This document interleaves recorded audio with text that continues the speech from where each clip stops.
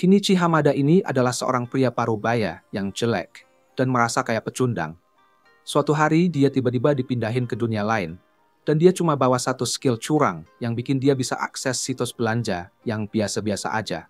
Semua ini dimulai pas Kenichi lagi browsing di situs belanja bernama Shangri-La di tabletnya. Tiba-tiba, dia mendapati dirinya ada di hutan yang aneh dan asing. Tablet di tangannya hilang, dan dia jadi bingung banget. Dia mulai ngeliatin sekelilingnya, perlahan-lahan sadar kalau dia udah dipindahin ke dunia lain. Buat memastikan kecurigaannya, dia ngikutin apa yang biasanya dilakukan pemain di dunia game. Dia buka menu status, dan cuma nemu 3 pilihan. Ada Shangri-La, yaitu situs belanja yang udah dia kenal, kotak barang, dan tempat sampah. Karena penasaran, dia klik tombol Shangri-La, dan muncul antarmuka lain yang nunjukin situs belanja online itu. Kenichi yang tadinya cuma belanja buat kebutuhan sehari-hari, sekarang udah bisa pakai situs belanja ini. Dia nggak nanya-nanya kenapa dia punya kemampuan ini atau buat apa. Yang penting dia penasaran banget. Dia klik kotak barang berikutnya yang ngasih tahu dia buat nyimpen barang di dalamnya. Jadi, dia ambil sehelai rumput dan lempar ke dalam kotak itu, dan dia ngebongkar kalau kotak barangnya bisa nyimpen barang sekaligus memisahin bahan-bahan di dalamnya. Jadi misalnya, rumput dan tanah itu dipisahin. Dia penasaran dan ngambil tanahnya, terus buang ke tempat sampah. Tiba-tiba dia ngerasa lapar, jadi dia mutusin buat cari makanan. Setelah scroll-scroll di situs belanja, pria sederhana ini mencoba beli roti dan susu, tapi gagal karena dia nggak punya saldo. Untungnya, dia punya cara curang lain buat ngatasin masalah ini. Dia bisa barter barang-barang di inventarisnya buat dapetin uang. Dengan sangat kebetulan, ada kerangka yang lengkap dengan perlengkapannya tergeletak di dekatnya. Kenichi nebus pedang yang tertancap di kerangka itu dan batu ruby yang dia temuin. Totalnya dia dapat sekitar 98.000 yen, yang jauh lebih dari cukup buat beli roti dan 3 botol susu. Setelah kenyang, Kenichi dengan baik hati mengubur prajurit yang udah mati sebagai balasan karena udah nyelamatin hidupnya, dan dia berdoa supaya prajurit itu bisa tenang di alam baka. Habisin uangnya, dia belanja sepeda gunung seharga 10.000 yen dan berusaha cari jalan keluar dari hutan sebelum malam datang. Karena nggak nemuin tanda-tanda kehidupan, dia mikir mungkin dia udah muncul di bagian terdalam hutan. Akhirnya, dia putusin untuk mendirikan tanda dan beli kompor portable serta perlengkapan masak lainnya buat makan malam dari situs belanja itu. Sayangnya buat pria parubaya ini, bau lezat dari masakan yang dia buat menarik perhatian monster-monster yang ada di sekitar. Dan mereka mulai mendekatinya pelan-pelan dengan tatapan yang penuh nafsu darah. Kenichi langsung ke situs belanja lagi dan panik nyari senjata. Dia nemuin busur, tapi karena belum pernah pakai, akhirnya dia lewatin dan malah milih untuk pakai kembang api. Dia luncurin kembang api ke arah monster-monster itu, berharap mereka bakal ketakutan dan kabur. Tapi, monster-monster ini bukan anjing jalanan, mereka lebih tertarik sama mangsa baru yang bodoh ini. Waktu terus berjalan, Kenichi beli ketapel. Dan ternyata, peluru yang dia tembak itu cukup buat bikin monster-monster itu menderita. Langsung tumbang dari satu tembakan. Setelah ngalahin cukup banyak monster, Kenichi buru-buru nyimpen semua barang-barangnya di kotak barang dan melarikan diri pakai sepeda gunungnya. Keesokan paginya, dia bangun dan menemukan dirinya tergeletak di tengah-tengah tempat yang sepi. Kenichi sadar bahwa dia mungkin udah kecapean di suatu titik dan jatuh tidur tanpa sadar. Pas dia lihat sekeliling, dia ngelihatnya ada lagi pepohonan di depannya dan mulai mikir, mungkin dia udah sampai di tepi hutan. Untuk memastikan posisinya, dia belanja tangga dan teropong dari situs belanja, terus pakai tangganya buat naik ke tempat yang lebih tinggi. Setelah itu, dia pakai teropong buat ngelihat jauh ke depan. Dan ternyata, dia udah nyampe di pinggiran kota. Dengan semangat, dia jalan ke arah kota itu. Tiba-tiba aja, seorang pedagang bernama Fuyo hampir nabrak dia dengan keretanya. Fuyo minta maaf dan nawarin Kenichi tumpangan ke kota Dahlia. Kenichi sedikit ragu. Fuyo meyakinkannya bahwa dia nggak bakal ngebebanin biaya untuk tumpangan ini. Akhirnya, Kenichi naik ke kereta sambil lihat ada seorang wanita di dalamnya. Fuyo ngenalin wanita itu sebagai penyanyi keliling, dia juga penumpang. Melihat pakaian Kenichi yang aneh, Fuyo kira Kenichi bukan dari daerah situ dan nanya kenapa dia mau ke Dahlia. Kenichi jawab bahwa dia berencana untuk berbisnis di sana. yang bikin Fuyo bingung karena Kenichi sama sekali nggak bawa apa-apa. Penasaran, Fuyo nanya apakah Kenichi punya item box. Kalau Kenichi nggak tahu apa itu. Wanita penyanyi itu nunjukin dengan cara magis, bikin gitar tiba-tiba muncul. Nunjukin bahwa itu adalah item box. Kenichi pura-pura terkejut. Setelah itu, penyanyi itu mulai nyanyi lagu, bikin sisa perjalanan Kenichi ke kota jadi lebih berkesan dan ajaib. Begitu sampai di Dahlia, Kenichi bantu Fuyo untuk turunkan barang-barangnya dan ngasih dia sekantong merica hitam sebagai tanda terima kasih atas tumpangannya. Dengar Kenichi mau bisnis di kota, Fuyo langsung khawatir dan bisik peringatan. Dia bilang bahwa jual merica itu berbahaya karena ada sindikat kuat yang nguasain perdagangan rempah-rempah. Walaupun gitu, Fuyo nerima hadiah itu, tapi ganti ngasih Kenichi beberapa koin perak dan tembaga sebagai gantinya. Gak mau terima secara gratis. Setelah Fuyo pergi, Kenichi mulai ngitung dan nyadar bahwa merica hitam yang dia beli harga murah di situs belanja ternyata dihargai 985 yen di sini. Penemuan ini bikin dia excited karena dia sadar dia punya potensi buat jadi kaya raya dengan usaha minimal, hanya dengan barter barang antara dua dunia. Kenichi langsung mau ke penginapan lokal buat nyari tempat tinggal dan ketemu sama pemilik penginapannya, Azalea. Pas dia pengen pesan kamar, dia dapat info dari Azalea bahwa kalau dia mau bisnis di Dahlia, dia harus daftar sebagai pedagang di guild. Karena dia nggak tahu bahasa negara itu, Kenichi minta bantuan Azalea buat nulis namanya, sambil nawarin dia sekotak permen asing sebagai imbalannya. Azalea dengan senang hati nerima permen itu dan, dalam satu malam, dia ngajarin Kenichi dasar-dasar bahasanya, yang gampang dia tangkap karena mirip sama bahasa Jepang. Sebagai ungkapan terima kasih, Kenichi melukis Azalea yang bikin dia terkesan. Azalea, yang ngerasa terharu dan senang, mutusin mau bikin pria baik hati ini jadi suaminya. Malam itu, dia ambil tindakan sendiri, nyatain perasaannya secara fisik, gak mau nunggu sampai mereka resmi menikah. Setelah kenalan dengan Azalea, Kenichi tinggal di penginapan itu. Cewek konyol itu pun memutuskan buat kasih melannya secara gratis. Kamu nonton ini? Aku tahu kamu pengen. Keesokan paginya, Kenichi pergi ke guild buat mendaftar dengan resmi. Di resepsionis, Kenichi dikasih selembar kertas buat diisi formulir pendaftaran. Setelah selesai ngisi formulir, dia diminta buat bayar sedikit uang sebagai tanda pendaftaran, sambil resepsionis itu lihat dokumen yang dia isi. Masalahnya, Kenichi ini bukan orang kaya, jadi dia nggak punya duit cukup buat bayar jumlah yang diminta. Makanya dia minta izin buat bayar secara cicilan. Tanpa banyak drama, si resepsionis setuju dan bilang ke Kenichi untuk nunggu sebentar. Lalu dia balik lagi dengan ID guildnya. ID ini bakal bikin Kenichi dikenali sebagai anggota guild, dan dia juga harus nampilin ini pas berbisnis. Setelah itu, Kenichi keluar dari guild dan balik ke penginapan. Tapi dalam perjalanan pulang, dia jalan-jalan lewat pasar dan beli sekumpulan buah-buahan. Azalea seneng banget lihat Kenichi bawa buah. Dia langsung ambil salah satu buah itu dan bilang betapa dia suka sama buah-buah itu dan rasa enaknya. Azalea ngucapin terima kasih ke Kenichi karena udah bawa buah-buahan untuknya. Terus dia nanya apakah Kenichi udah berhasil daftar di guild. Kenichi cuma angguk sebagai jawaban. Terus dia pergi ke bagian dalam penginapan. Sementara itu, Azalea kembali ngurusin pekerjaan lain karena bosnya manggil. Malam itu, pas Kenichi akhirnya istirahat dan ngecek ID guildnya, dia pun pergi tidur. Keesokan paginya, Kenichi udah bangun lebih awal sebelum Azalea. Pas Azalea ketemu Kenichi, dia lagi sibuk kerja dengan kayu dan paku. Dia kaget banget karena nggak pernah tahu kalau Kenichi jago banget dalam pertukangan. Dia terus puji Kenichi ketika dia menunjukkan penjepit baju yang dia buat. Penjepitnya kelihatan kuat dan menarik, jadi dia nanya apakah boleh bikin beberapa untuknya dan apakah Kenichi berencana untuk jual itu ke orang lain.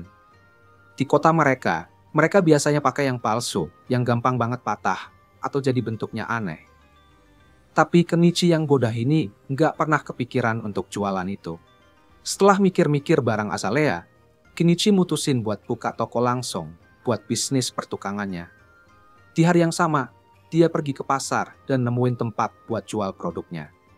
Pas dia udah siap, pemilik toko di sebelahnya mulai bingung kenapa Kenichi datang tangan kosong. Sampai akhirnya dia ngeluarin kiosnya dari kotak barang sihirnya. Setelah itu, dia pamerin penjepit baju dan barang-barang lain yang mau dia jual. Nggak sampai semenit, udah ada pembeli yang nyamperin tokonya. Dia disambut dengan baik dan langsung jual penjepit baju itu ke pembeli tersebut, sambil tukar sapa dan sedikit info tentang diri masing-masing. Kegiatan ini berlanjut dengan pembeli-pembeli lain hingga sore. Kenichi mulai ngerasa lapar, jadi dia mutusin buat makan sesuatu. Beberapa menit setelah dia makan, muncul lagi pembeli lain. Tapi pembeli yang satu ini kelihatan beda dari yang lain. Dia bawa pedang di sisinya dan bajunya sangat rapi, bikin Kenichi merasa dia ini orang kelas atas dan mungkin punya banyak penawaran menarik. Si pemuda ini ngeliat pisau yang dia anggap menarik, terus nanya berapa harganya. Dia hampir kehilangan akal pas Kenichi bilang harganya 2 koin perak. Tapi, dia masih ngerasa itu masuk akal. Setelah ngeliatin sebentar, dia berubah pikiran untuk nggak beli pisau pendek dan milih untuk ambil yang panjang. Sayangnya, Kenichi sendiri nggak punya pisau panjang, tapi dia nawarin sesuatu yang bahkan lebih berharga dan menarik. Setelah nunjukin pedang yang sangat panjang, tajam, dan bersinar, mata si pemuda itu langsung berbinar dengan semangat tinggi. Tapi, semangatnya langsung memudar drastis pas dengar harga yang harus dia bayar. Dia teriak ketakutan pas Kenichi bilang harganya 1 koin emas. Produk itu kelihatan bagus dan tahan lama, jadi dia merasa sulit untuk menolak. Sementara dia lagi mikir kritis tentang apa yang harus dilakukan, tiba-tiba ada yang menyala di toko. Sebelum mereka sempat negosiasi harga, ada seorang gadis muda cantik yang berasal dari keturunan binatang di kota itu muncul di toko. Dan bukan cuma muncul di toko, dia bahkan berdiri dekat banget sama Kenichi, seolah-olah dia mau mencium dia. Orang mungkin mikir, dia mau menukarkan bibirnya dengan barang-barang pemilik toko setelah melakukan drama kecilnya yang konyol. Anak buahnya, yang penampilannya mirip binatang beneran, langsung nyambar salah satu tikar atap yang dia pakai buat bikin atap kiosnya. Dia awalnya mikir buat ngambil kembali, tapi kemudian dia berpikir untuk menjualnya, sembari bikin yang baru untuk dirinya sendiri. Setelah setuju untuk menjualnya ke mereka, monster-monster ini kesulitan ngitung nilai barang itu. Akhirnya, setelah mereka kesulitan ngitung nilai barang itu, pemilik toko lain bantuin untuk hitung totalnya, dan mereka pun bayar, lalu pamit ke Kenichi. Sementara itu, si pemuda yang tadi ngeliatin para monster mutusin buat beli pedang panjang itu dengan harga 1 koin emas. Dia ngeliat kesungguhan dan profesionalisme Kenichi dalam berbisnis dan produknya. Setelah hari yang menguntungkan, dia balik ke penginapan malam itu. Dengan penjualan yang banyak, Kenichi bisa bayar uang untuk hari-hari yang dia habiskan di penginapan, dan dia juga mutusin untuk nyimpen sebagian buat bayar cicilan pendaftarannya nanti. Malam itu, pas dia lagi mandi, Kenichi merasa kurang puas, jadi dia mutusin buat beli drum besar yang bisa dipakai buat bikin air panas dan mandi yang lebih nyaman. Terus dia pun siap-siap buat tidur. Bodohnya Kenichi, dia sebenarnya bisa aja mandi sederhana tanpa harus boros uang. Malam itu, dia mikir tentang semua petualangannya dan barang-barang baru yang dia dapetin. Dan dia kelihatan bangga sama dirinya sendiri sambil pelan-pelan terlelap, mikirin alasan dia dipindahin ke dunia lain dan cara terbaik buat bertahan hidup di sini. Sementara itu, di tempat lain yang tampaknya kayak hutan, ada seorang gadis muda bernama Anemon yang berusaha bertahan hidup. Dia bilang dia pengen hidup kayak manusia dan makan makanan anak. Tapi pas dia lagi mikir-mikir, ada suara yang memanggilnya. Alih-alih menjawab, dia malah lari menjauh ke semak-semak. Keesokan harinya, saat Kenichi lagi nyiapin tokonya, dia mutusin buat nambah stok barangnya dikit, jadi dia jual beberapa perhiasan. Bukan permata mahal atau apa sih, tapi kelihatan cantik, jadi mestinya bisa dapat untung lumayan. Pas itu, pembantu yang kemarin Margaret nongol lagi buat beli lebih banyak penjepit baju dari Kenichi. Dia nanya Margaret mau beli berapa banyak, dan dia kaget pas dengar ternyata Margaret mau beli 100. Kenichi terkejut. Tapi dia udah menyiapkan duitnya, jadi transaksi dah. Waktu lagi ngebungkus penjepit bajunya, Margaret lihat perhiasan yang baru dijual dan nanya apa itu terbuat dari berlian beneran. Kenichi bilang kalau perhiasannya terbuat dari kaca yang dipoles, tapi tetap aja kelihatan cakep. Jadinya, Margaret minta disisihin 1 biar nanti bisa dibeli. Seharian, bisnisnya berjalan kayak biasa aja, tapi pas Kenichi mau nutup tokonya, para manusia binatang kemarin balik ke tokonya. Muka mereka kelihatan serius, jadi Kenichi sempat khawatir mereka bakal ngehajar dia. Tapi terus Mayari berdiri, mendekat ke wajah Kenichi dan bilang ke yang lain kalau dia beneran mencium bau rempah-rempah dari Kenichi. Para manusia binatang lainnya langsung minta Kenichi buat jual rempah-rempahnya. Tapi, Kenichi agak ragu mau jual karena udah dengar desas-desus soal sindikat rempah-rempah. Dia nggak ngerti gimana cara kerja mereka atau apa yang bakal mereka lakuin kalau tahu dia jualan rempah-rempah. Jadi dia nggak mau ambil risiko. Para manusia binatang terus-terusan minta. Tapi orang-orang di sekitar ngasih tahu mereka kalau nggak bisa maksa Kenichi yang masih baru buat ambil risiko besar demi mereka. Akhirnya mereka ngerti maksudnya. Kenichi emang nggak bisa jual rempah-rempah. Tapi sebenarnya nggak melanggar peraturan kalau dia cuma berbagi makan barang mereka. Jadi dia ngajak mereka buat makan bareng. Tapi makanannya harus di hutan biar nggak menarik perhatian buruk. Para manusia binatang senang banget dengar ini. Jadi malamnya, mereka semua kumpul bareng Kenichi dan Anama di pinggiran sungai buat mulai masak. Kenichi udah siap mau masak. Pas Anama nanya mau bantu apa, dia bilang ke Anama buat potong beberapa sayuran. Tapi pas Anama lihat sayurannya, dia kagum banget karena warnanya cerah dan menarik banget. Kenichi jelasin kalau dia dapat sayuran ini dari negara asing dan bisa jamin rasanya enak banget. Sementara Kenichi dan Anama lagi sibuk sama sayuran, Mayari dan teman-teman binatang yang lain lagi asik di sungai coba cari ikan. Nggak lama, mereka berhasil dapat ikan yang lumayan banyak. Setelah semua bahan siap, Kenichi mulai nyiapin ikan dengan rempah-rempah dan masukkan semuanya ke dalam panci buat dimasak. Hasilnya adalah makanan yang bikin orang-orang binatang itu jatuh cinta. Mereka belum pernah merasakan masakan kayak gini sebelumnya, jadi mereka sangat bersyukur. Tapi, semua makanan enak ini bikin mereka pengen minum alkohol banget. Anama bilang supaya mereka kontrol diri karena alkohol harganya mahal. Tapi Kenichi merasa nggak ada salahnya kasih mereka sedikit minuman. Jadi dia ngeluarin sebotol minuman murah dan tuangin beberapa gelas. Tapi, Kenichi bilang mereka harus bersumpah buat nggak cerita sama siapapun tentang makanan yang dia buat. Anama ngingetin Kenichi supaya jangan terlalu baik hati. Tapi dia gak ngerasa ada yang salah ngasih sedikit kebahagiaan ke manusia binatang itu. Apalagi mereka kelihatannya orang yang baik. Malam itu, mereka ngumpul bareng, minum baren, dan akhirnya tidur di bawah bintang-bintang. Mayare sepertinya udah mulai suka sama Kenichi.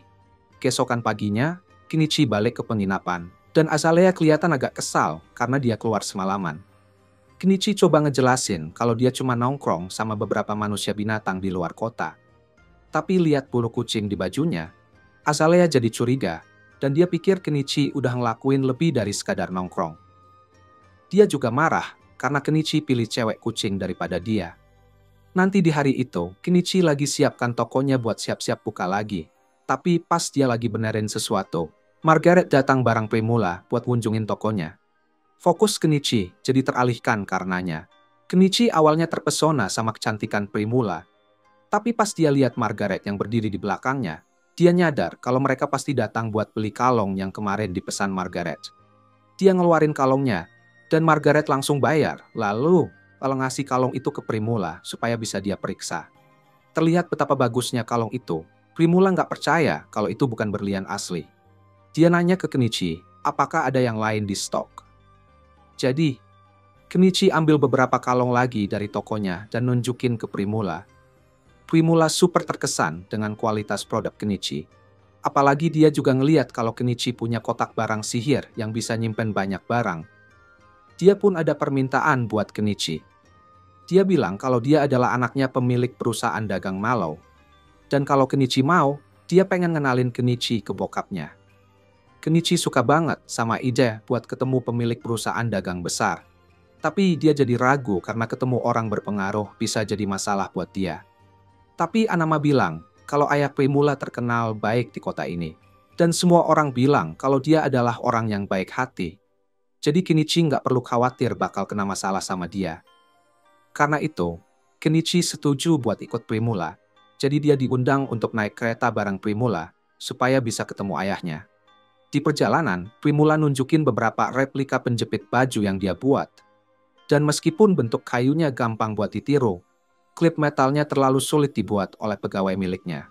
Kenichi ngerti kenapa mereka nggak bisa ngerjain itu. Soalnya dia sendiri juga nggak tahu gimana cara buatnya. Tapi dia cuma tahu kalau itu sebenarnya proses yang rumit. Akhirnya mereka sampai di rumah Primula, dan Kenichi kaget banget lihat betapa besarnya rumah itu. Tapi Primula bilang kalau ini malah tergolong kecil dibanding rumah-rumah bangsawan di sekitar sini. Mereka masuk ke dalam, dan Kenichi diperkenalkan ke ayah Primula, Malo. Mereka saling menyapa, dan Malo ngajak Kenichi duduk supaya mereka bisa mulai ngobrol. Setelah Kenichi ngerasa nyaman, dia nunjukin beberapa barang yang dia punya, dan Malo sangat terkesan, sama kayak Primula. Di samping itu, Primula bilang ke Malo kalau Kenichi punya kotak barang sihir, dan Malo jadi tertarik karena dia juga punya itu. Kotak sihir itulah yang membantunya bangun perusahaan dagang ini sampai sejauh ini. Jadi kalau dipakai dengan benar, dia pikir Kenichi bisa sukses banget. Meskipun saat ini, Kenichi cuma make untuk nyimpen persediaannya aja. Nah, alasan Malo mau ketemu Kenichi adalah karena dia pengen bahas kemungkinan Kenichi jadi pemasok resmi untuk perusahaan Malo. Kenichi udah menduga bakal dapet tawaran kayak gini, dan dia berpikir Malo pasti mau menjualnya dengan cara yang bisa ngehasilin untung besar. Tapi kalau emang itu yang Malo mau, Kenichi nanya kenapa dia nggak terus beli barang dari tokonya dengan harga murah dan dijual lagi. Malo sih pasti bisa aja ngelakuin itu. Tapi itu trik bisnis yang licik, dan kalau Kenichi sampai tahu mereka jual barangnya tanpa izin, dia pasti nggak bakal senang dengan itu. Jadi, ngobrol langsung sama Kenichi kayak gini, bikin Malo punya keuntungan lebih dibanding pesaing-pesaingnya, yang pasti bakal mendekatinya juga. Setelah itu, Malo bilang mau mulai negosiasi kemitraan mereka, dan nawarin Kenichi 50% dari harga eceran untuk barang-barangnya. Sebenarnya, Kenichi bisa dapat tawaran yang lebih baik, tapi dia jujur aja udah seneng dengan keuntungan gila dari toko online-nya. Jadi dia setuju sama tawaran Malo, dan mereka pun berjabat tangan. Kenichi resmi tanda tangan kontrak pasokan, dan beberapa barang pertama yang dia suplai ke Malo, bikin dia dapat lebih dari 1 juta yen dalam bentuk koin. Tapi pas Primula ngeliat semua perhiasan cantik yang ada di tokonya Kenichi, dia langsung jatuh cinta dan nanya sama ayahnya kalau dia bisa beli perhiasan itu langsung dari Kenichi buat dirinya sendiri. Malo sama sekali nggak keberatan, jadi Primula nawarin untuk bayar 10 koin emas untuk perhiasan-perhiasan itu, yang setara dengan 2 juta yen. Jadi, untuk pertama kalinya sejak dia sampai di sini, Kenichi punya saldo bank 8 digit. Karena dia udah berhasil banget, dia mutusin buat mulai nyiapin segala sesuatunya untuk hidup tenangnya dan beli rumah dari tokonya. Keesokan harinya, dia keluar dari kota dan menuju hutan buat nyari tempat yang bagus buat rumahnya. Sebelum pergi, dia cerita sama Azalea soal rencananya supaya dia nggak khawatir. Tapi Azalea pikir itu agak aneh karena Kenichi rela hidup di hutan yang berbahaya daripada tinggal di kota. Setelah dia nemuin tempat yang pas, Kenichi beli alat pemotong rumput dan mulai ngerapihin area itu. Tapi dia nemuin sedikit masalah. Meskipun barang-barang lain di tokonya cukup murah, bahan bakar tetap aja mahal dimanapun kamu hidup. Nggak ada yang bisa dia lakuin tentang itu. Jadi dia tetap berjuang dengan biaya tinggi itu dan terus bekerja sampai akhirnya dia bisa bikin jalan buat masuk dan keluar dari hutan. Setelah itu, dia harus mulai motong pohon-pohon yang ada di sekitarnya. Jadi, dia beli gergaji mesin dan mulai motong pohon. Setelah beberapa jam kerja keras, akhirnya Kenichi berhasil nebang banyak pohon di daerah itu. Jadi tinggal pindahin saja yang tersisa. Tapi pas dia coba masukin kayu-kayu itu ke dalam kotak barangnya, ternyata nggak muat. Kayunya terlalu panjang buat masuk. Jadi dia harus ngeluarin gergaji mesin lagi buat motong kayunya jadi potongan yang lebih kecil.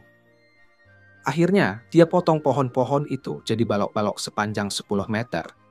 Dan sekarang dia bisa masukkan ke kotak barangnya. Jadi dia hampir selesai ngerjain pengangkutan pohon. Yang tersisa hanya menarik keluar tunggul-tunggul pohonnya. Tapi itu bakal jadi banyak pekerjaan, dan matahari udah mulai terbenam. Jadi dia mutusin buat balik dan nyelesaikan semuanya besok. Keesokan harinya, Kenichi kembali ke hutan untuk menyelesaikan pekerjaannya. Tapi setelah gali tunggul selama beberapa saat, dia nyadar kalau ini terlalu berat buat pria setengah payah kayak dia. Jadi daripada bikin punggungnya sakit, dia memutuskan buat beli mini ekskavator aja. Tapi pas dia lihat alatnya, dia nyadar kalau dia baru aja ngeluarin 1,2 juta yen buat mesin berat karena dia nggak mau kerja manual, dan dia mulai nyesel sedikit. Tapi di sisi lain, ini berarti dia nggak perlu kerja keras. Jadi mungkin ini adalah investasi yang layak. Dia nyalain mesinnya, tapi terus dia nyadar kalau alat ini butuh bahan bakar diesel. Dan tokonya sama sekali nggak jual diesel. Dia mulai panik karena sayang banget kalau dia nggak bisa pakai ekskavator ini setelah ngeluarin uang sebanyak itu. Dia mikir sejenak dan nyadar kalau dia mungkin bisa bikin diesel sendiri dengan mencampur kerosin dan beberapa bahan tambahan. Tapi pas dia mau nyobain, dia ingat kalau dia bisa merusak mesin ekskavator kalau campurannya salah. Jadi, buat lebih aman, dia memutuskan buat nyobain campurannya di generator diesel dulu. Setelah ngisi penuh, dia coba nyalain, dan sepertinya berjalan dengan baik. Jadi dia yakin diesel buatannya akan berfungsi di ekskavator. Dia pun berniat kembali ke hutan besok untuk menyelesaikan pekerjaannya. Sementara itu, Kenichi perlu ngelakuin sesuatu buat semua serangga yang ada di luar. Jadi keesokan harinya, dia mutusin buat pergi ke toko sihir lokal buat beli batu sihir pengusir serangga. Pas dia masuk toko, penyihir yang punya toko itu menyapa Kenichi dan nanya dari mana dia. Soalnya dia belum pernah lihat Kenichi sebelumnya. Kenichi jelasin kalau dia adalah orang asing yang baru aja buka toko di kota ini. Dan dia ke situ mau beli batu pengusir serangga. Penyihir itu bilang kalau batu itu harganya 3 koin perak. Tapi itu sangat mahal.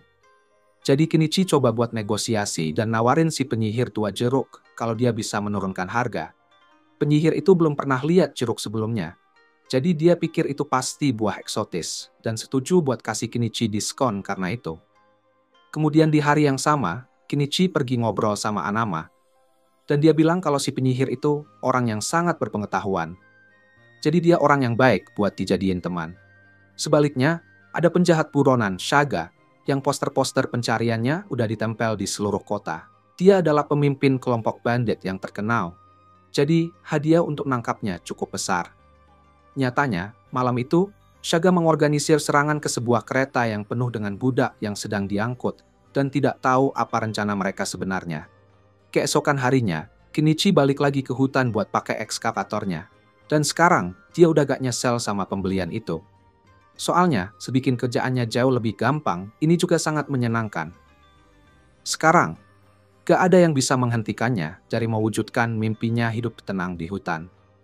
Tapi setelah ngeluarin banyak uang untuk ekskavator, dia jadi sangat dekat dengan kondisi keuangan yang kritis. Jadi, dia harus menunda semua progres pembangunan selanjutnya. Beberapa saat kemudian, Kenichi ketemuan sama Malo dan Primula lagi, dengan harapan bisa jual garam dan gula buat dapat untung yang bagus. Malo nyobain gulanya, dan dia ternyata suka banget sama kualitasnya. Tapi dia nggak bisa beli dari Kenichi. Negara menguasai semua hak atas gula dan garam, jadi Malo bakal kena masalah kalau belinya dari sumber yang nggak resmi. Tapi ada kabar baiknya nih, permata yang Kenichi jual sebelumnya laris manis kayak kacang goreng. Jadi Malo mau beli lebih banyak lagi saat itu juga. Dari permata tambahan yang barusan Kenichi jual, dia dapat 15 koin emas yang kira-kira setara sama 3 juta yen. Jadi, Kenichi punya cukup uang buat akhirnya beli rumah kayu yang dia lihat di tokonya. Dia merasa nggak percaya kalau ada rumah kayu utuh dijual di toko itu dan cuma seharga 1,7 juta yen. Kedengarannya kayak terlalu bagus buat jadi kenyataan, tapi Kenichi nggak mau melewatkan penawaran itu. Jadi dia beli rumah kayunya. Begitu dibeli, Kenichi malah ketimpa tumpukan papan kayu beserta petunjuk yang dia nggak ngerti. Dia lumayan lama baca-baca petunjuknya, dan seperti yang dia cemaskan, ngerakit rumah ini bakal jadi kerjaan yang super ribet. Tapi karena udah terlanjur bayar, ya mau nggak mau dia harus nyelesain. Saat Kenichi mulai ngerakit, kebetulan banget ada manusia binatang yang lewat. Sebagai tanda terima kasih, mereka memutuskan buat bantuin Kenichi ngerjain rumahnya. Nggak kerasa, beberapa minggu berlalu, dan berkat bantuan dari manusia binatang, Kenichi bisa bikin kemajuan yang mantap dengan rumah kayunya, sambil tetap buka dagangannya. Dalam waktu kurang dari sebulan, akhirnya rumah kayunya kelar juga. Tanpa bantuan manusia binatang, Kenichi pasti nggak akan bisa selesai secepat ini. Sebagai tanda terima kasih, Kenichi ngadain pesta barbeque yang seru buat mereka. Tapi, walaupun rumahnya udah selesai, masih banyak banget yang harus Kenichi lakuin sendiri, kayak ngecat dinding dan atapnya, serta bikin listrik. Butuh waktu sebulan lagi buat nyelesain semua kebutuhannya. Tapi setelah semua beres, rumah Kenichi akhirnya bisa mandiri dan gak perlu bergantung ke orang lain. Dia bikin pagar di sekeliling rumah dan kebunnya. Untuk listrik, dia pasang beberapa panel surya. Akhirnya, setelah semua siap, rumah impian Kenichi berdiri juga. Untuk ngerayain, hal pertama yang Kenichi lakuin adalah mandi air hangat yang enak banget. Walaupun, dia masih harus mikirin gimana caranya punya saluran air di dalam rumah. Karena buat ngisi bak mandi, ini aja dia harus bolak-balik naik sepeda berkali-kali. Paginya, Kenichi balik ke penginapan buat kasih tahu Azalea kalau kabin hutan miliknya udah kelar. Jadi dia nggak bakal nginep di penginapan ini lagi. Azalea agak kaget karena dia nggak nyangka Kenichi beneran serius waktu bilang mau bangun rumah di hutan. Tapi dia juga senang karena setidaknya Kenichi bisa ngelampaui salah satu tujuannya. Walaupun artinya dia nggak bakal sering ketemu Kenichi lagi. Hari berikutnya, Kenichi bangun pagi di rumahnya. Di pagi yang cerah itu, Kenichi memutuskan buat keluar dan ambil beberapa foto bunga-bunga di sekitar. Tapi keceriaannya langsung berhenti ketika hampir kena panah. Saking kagetnya, Kenichi jatuh dari sepeda, tapi panah-panah itu masih aja melesat ke arahnya. Dia buru-buru sembunyi di balik pohon. Ternyata yang nembakin panah itu adalah manusia binatang baru yang kebetulan tinggal di hutan itu. Mereka bilang lagi berburu dan refleks aja nyerang Kenichi. Tapi meskipun mereka udah sadar kalau Kenichi adalah manusia yang bangun rumah di hutan itu, mereka tetap aja mau nyerang. Kenichi nggak tahu kenapa manusia binatang itu nyerang dia, tapi dia nggak bakal diam aja dan biarin gitu aja. Jadi dia ambil ketapel dari tasnya dan balas menyerang. Manusia binatangnya jadi agak kaget karena mereka nggak nyangka manusia lemah ini bakal ngelawan. Mereka mulai mikir ulang setelah Kenichi mulai ngelempar kembang api dan dia ngeluarin ekskavatornya. Manusia binatang yang lihat itu langsung panik dan nggak mau nungguin buat lihat apa yang bakal terjadi. Jadi mereka kabur semua. Kenichi kebingungan apa yang baru saja terjadi. Nah, pas Kenichi lagi mikir, dia ngelihat ada hewan luka yang tergeletak di bawah pohon. Meong-meong kesakitan. Ternyata kakinya kena panah, dan mungkin dia nggak bakal bertahan lama kalau Kenichi nggak cepat-cepat bantu. Kenichi mendekati kucing itu, tapi si kucing nggak percaya sama dia. Jadi dia ngamuk waktu Kenichi makin dekat. Kenichi pastinya nggak mau digigit, jadi dia keluarin sedikit uang buat beli pelindung lembut sebagai antisipasi. Waktu dia mau cabut panahnya, si kucing udah lemas dan hampir nggak melawan, jadi bisa lebih gampang ngobatin lukanya. Dia beli sedikit alkohol buat disinfektan luka dan olesin krim antibiotik. Luka si kucing udah diobatin, tapi masih belum ada jaminan kucing itu bisa bertahan hidup di luar sana. Akhirnya, Kenichi mutusin buat bawa kucing itu pulang ke rumah. Dia siapin selimut buat si kucing istirahat, tapi kucing itu masih belum bergerak sama sekali sejak diobatin. Jadi, Kenichi mulai khawatir. Dia belum nemuin dokter hewan sejak dia datang ke kota ini. Tapi mungkin ada sihir penyembuhan yang bisa dia pakai. Dia memutuskan buat nanya-nanya sama penyihir. Penyihir dengar cerita Kenichi dan nyadarin kalau dia sebenarnya nemuin bobcat. Tapi dia nggak ngerti kenapa Kenichi mau repot-repot sembuhin hewan itu. Dia bilang, kamu bisa aja bunuh itu dan jual bulunya buat dapat untung yang bagus. Jadi, penyihir itu nggak bisa bantu banyak. Kenichi keluar lagi dan pas waktu itu, dia kebetulan ketemu Mayare yang lagi lewat. Mayare langsung loncat ke dia dan mulai mencium-cium sekelilingnya. Dia mencium aroma bobcat dari Kenichi. Dan di budayanya, bobcat itu dianggap sebagai utusan Tuhan. Jadi dia jadi excited banget dan pengen lihat langsung. Mayare ngikut Kenichi pulang ke rumahnya. Dan begitu dia lihat bobcat itu, dia langsung bisa nebak kalau lukanya disebabkan oleh para manusia anjing. Sementara itu, bobcatnya kelihatan udah amdingan, tapi dia masih terus berusaha menjilati lukanya.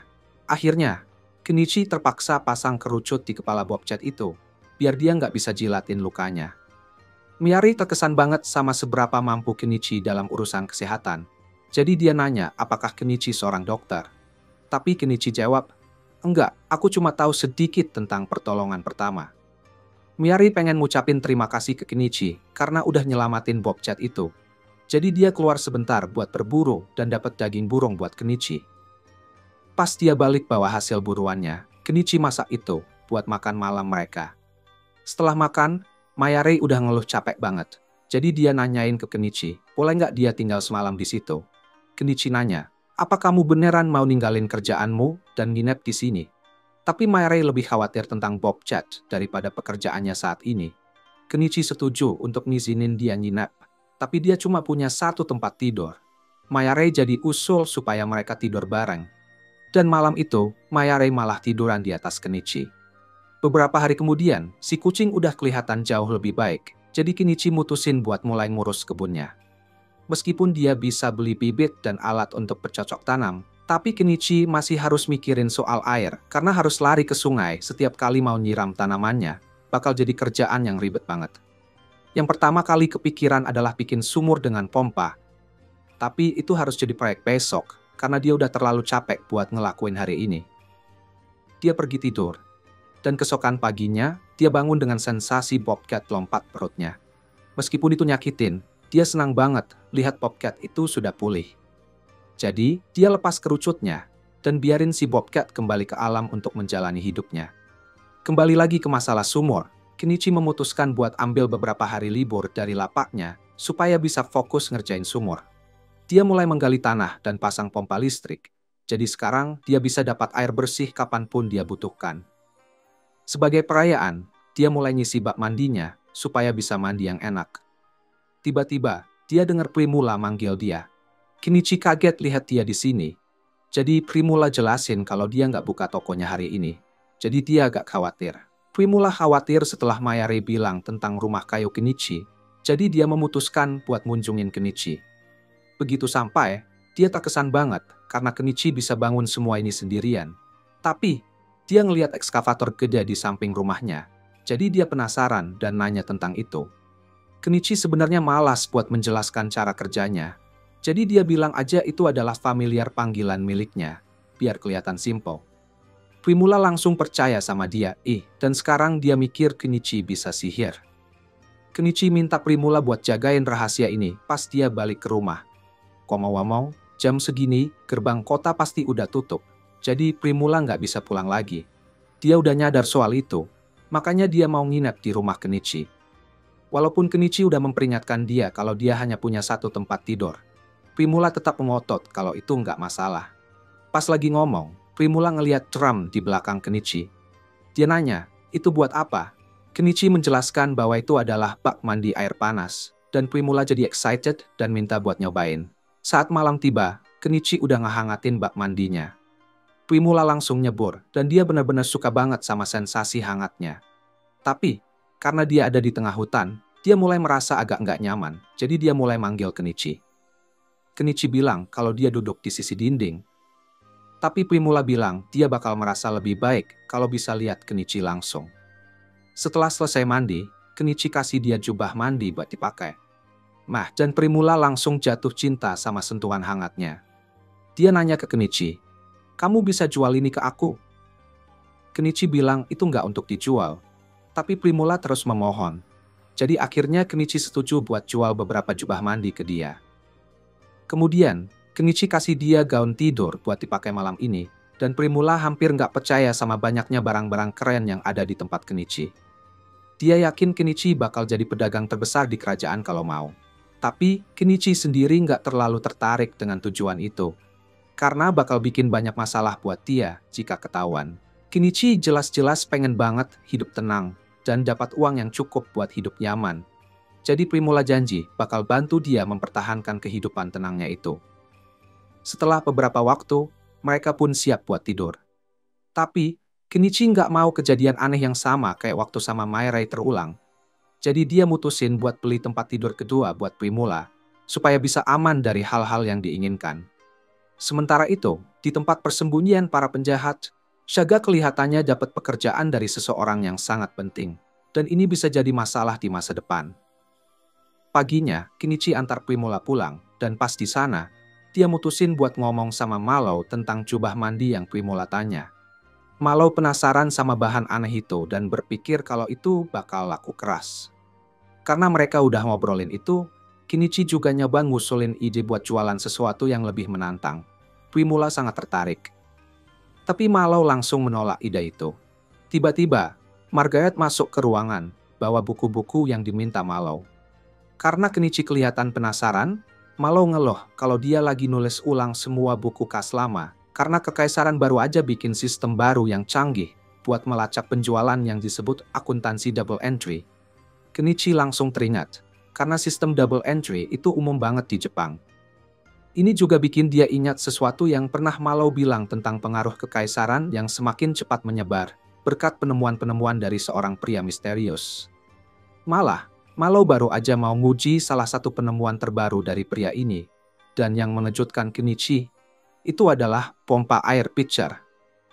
Kenichi udah curiga sebelumnya, tapi buat seseorang bisa ngedesain pompa air pitcher dengan mudah, itu butuh pengetahuan tentang bagaimana cara kerjanya. Ini berarti mungkin ada orang lain di dunia ini yang juga dikirim dari Jepang, dan Kenichi jadi agak khawatir karena dia sekarang punya saingan. Selama beberapa hari ke depan, Primula kadang ngunjungin Kenichi. Primula datang lagi ke rumah Kenichi malam ini. Dan itu spesial karena dia mau berangkat buat ambil pasokan besok. Dia nggak bakal bisa mampir buat sementara waktu. Dia nanya ke Kenichi, apakah dia masih punya gaun malam yang menantang, karena dia mau beli itu. Kenichi penasaran, lalu nanya apa dia ada pria yang mau dia goda. Primula dengan percaya diri bilang, Kenichi sendiri yang dia incar. Kenichi beneran bingung harus jawab apa.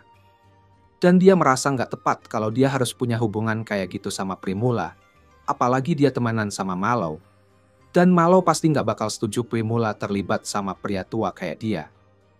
Tapi, Primula bilang dia udah dapet restu dari ayahnya.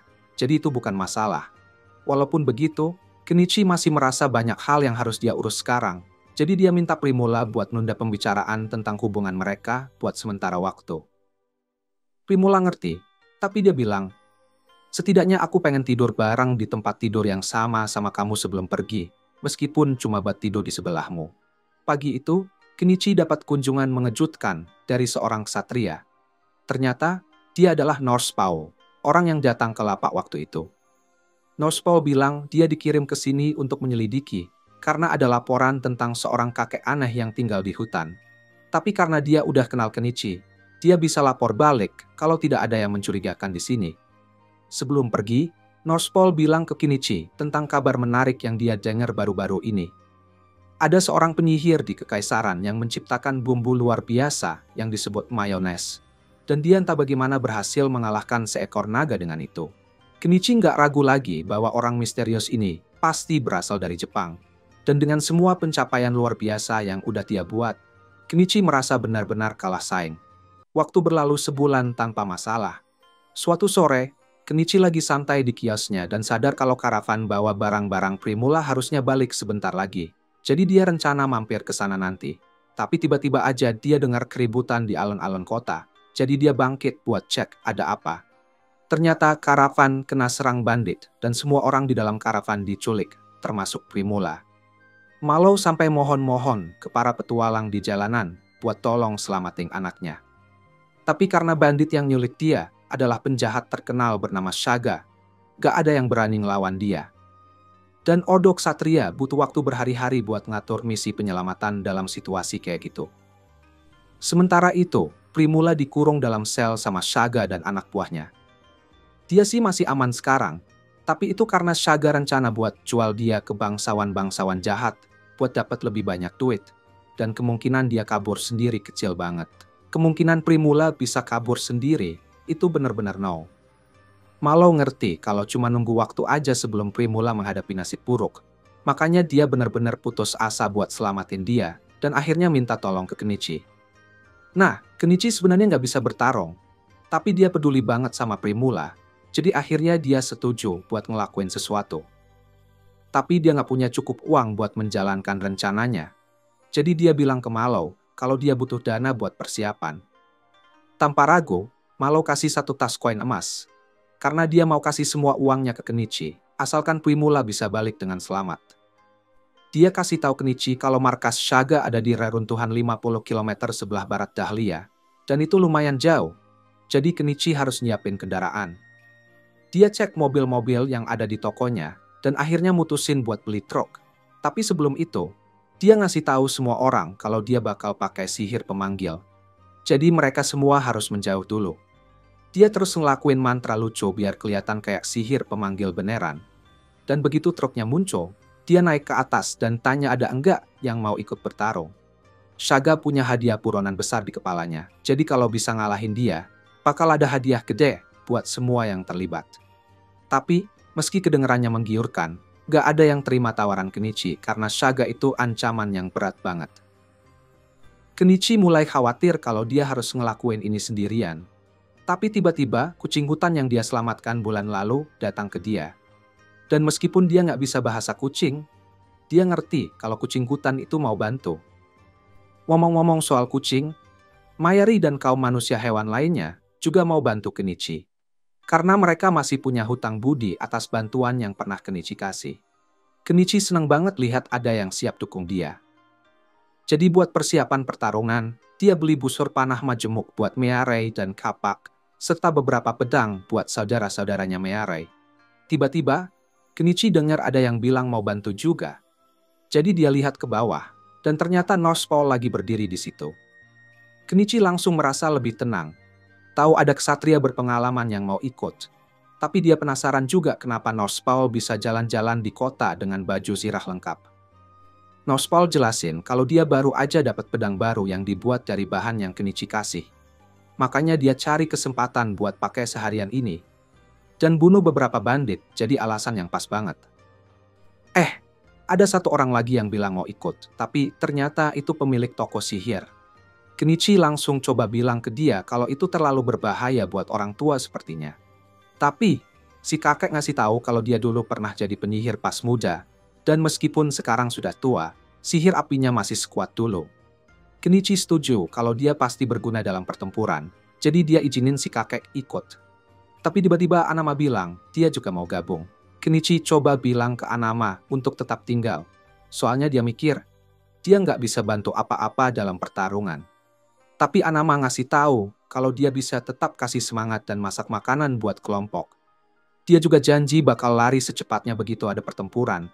Jadi Kenichi nggak perlu khawatir harus melindunginya. Akhirnya Kenichi setuju bawa Anama buat kasih semangat. Tapi dia langsung stop ketika Malo bilang mau ikut juga. Jadi dia bilang Malo untuk tetap di sini dan nunggu Primula balik dengan selamat. Kenichi sekali lagi tanya apakah ada orang lain yang mau ikut. Tapi semua yang tersisa terlalu takut buat berhadapan dengan Shaga. Jadi mereka semua mundur dan kerumunan pun hilang. Kelihatannya 7 orang ini harus ngelakuin ini sendirian. Jadi sebelum berangkat, Kenichi pergi ke guild dan daftar sebagai petualang, sambil resmi kasir formulir permintaan mengalahkan Shaga. Setelah itu, kelompoknya berangkat dengan truk Kenichi, tapi pas mereka keluar dari kota, semua orang yang terlalu takut untuk berantem mulai mengejek Kenichi, karena mereka pikir dia cuma mau bawa kabur uang yang Malo kasih. Sementara itu, di reruntuhan, sel tempat Primula ditahan dibuka, jadi gadis yang ditangkap Shaga sebagai budak bawain makanan buat dia. Tapi, Primula lihat kalau gadis itu kelaparan, jadi dia nawarin buat kasih roti tersebut. Gadis itu bersyukur banget atas kebaikan Primula dan langsung makan. Sembari dia makan, Primula tanya beberapa hal. Dia jadi tahu kalau gadis itu juga ditahan di sini. Jadi dia nanya apakah gadis itu mau kabur bareng dia. Gadis itu pasti mau keluar dari sini, tapi dia merasa itu nggak mungkin dengan keadaan mereka saat ini. Namun, Primula yakin ini cuma masalah waktu sebelum bantuan datang untuk mereka. Setelah mendekati markas, Kenichi sama yang lain berhenti buat istirahat. Begitu mereka selesai makan, Kenichi ngumpulin semua orang buat mulai rapat strategi. Dia nyusun rencana dasar serangan. Semua orang setuju kalau rencana Kenichi itu bagus. Jadi mereka semua siap-siap posisi dan Mayari dikirim buat mengintai. Kenichi bisa tetap berkomunikasi sama dia pakai radio yang dia beli. Tapi supaya lebih gampang, saat Mayari nanya tentang radio itu, dia bilang aja itu alat sihir yang memungkinkan mereka ngobrol jarak jauh. Sekarang Mayari udah siap jadi pengintai. Kenichi dan yang lain naik ke truk supaya bisa berangkat. Dan Anama ditinggal di belakang demi keselamatannya. Karena nggak ada jaminan mereka bisa menang, Kenichi minta Anama buat hubungi guild petualang kalau mereka nggak bisa balik dalam waktu sehari. Hari udah larut, Kenichi nanya ke Mayari tentang status para bandit. Dan dari yang dia lihat, sepertinya bandit-bandit itu lagi berpesta. Nyatanya, kebanyakan dari mereka udah mabuk sekarang. Jadi ini jadi kesempatan yang sempurna buat mereka menyerang. Sebelum mereka masuk, salah satu manusia hewan buat Kenichi tertarik karena dia ngasih Kenichi sebutir kenari. Kenichi bingung nanya, ini buat apa? Jadi, si manusia hewan itu jelasin kalau itu biji buat bantu Kenichi ngelupakan fakta dia bakal bunuh orang. Ternyata, buat Kenichi itu udah cukup. Jadi dia gigit bijinya dan langsung merasakan melayang dan senang dalam hidupnya. Kenichi hampir nggak ngerti apa yang terjadi lagi, tapi dia ingat kalau dia punya misi. Jadi dia naik ke belakang kemudi dan mulai nyetir kayak maniak melewati hutan. Di kamp para bandit, semua bandit masih asik bersenang-senang. Tiba-tiba, dua dari mereka ngelihat truk mendekat. Langsung ditembak di kepala sama Miarei. Selanjutnya, mereka harus melewati gerbang kastil.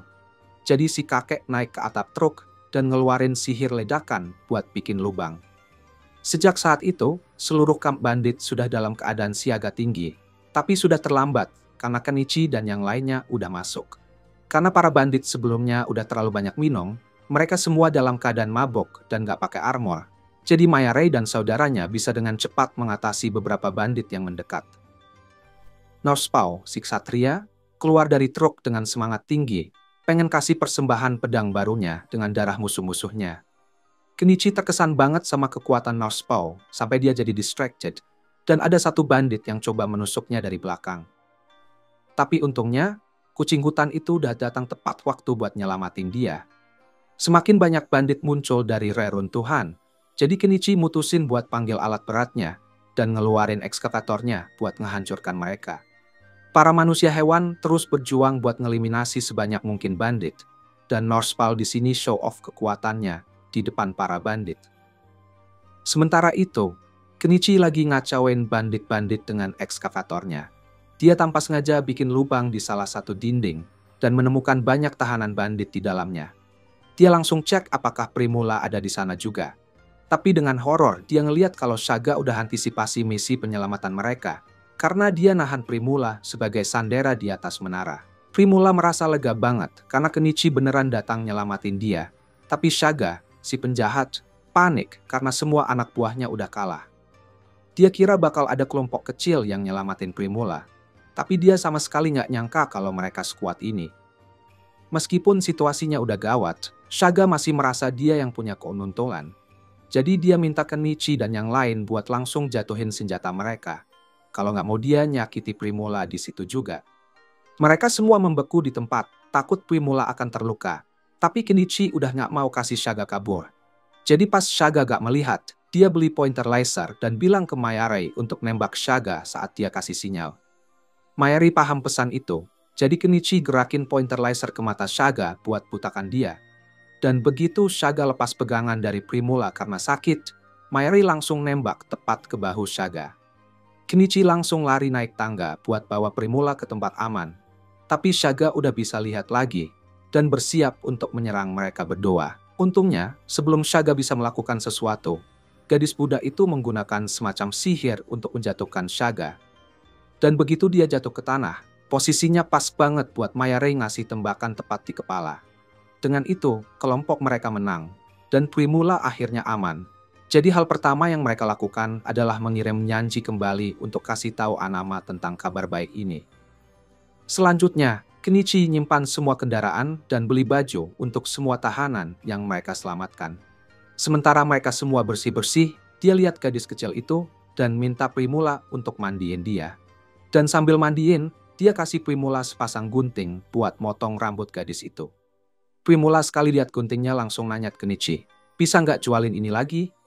Pasti bakal jadi barang yang populer. Tapi terus perempuan-perempuan lain ngingetin dia bahwa dia lagi telanjang. Jadi, dia mundur dengan malu. Setelah semua orang pakai baju, Kenichi pergi untuk ngobrol sama gadis kecil itu dan ngenalin dirinya. Dia bilang ke Kenichi kalau namanya Anemon. Dan dia juga bawa surat penting buat diserahkan.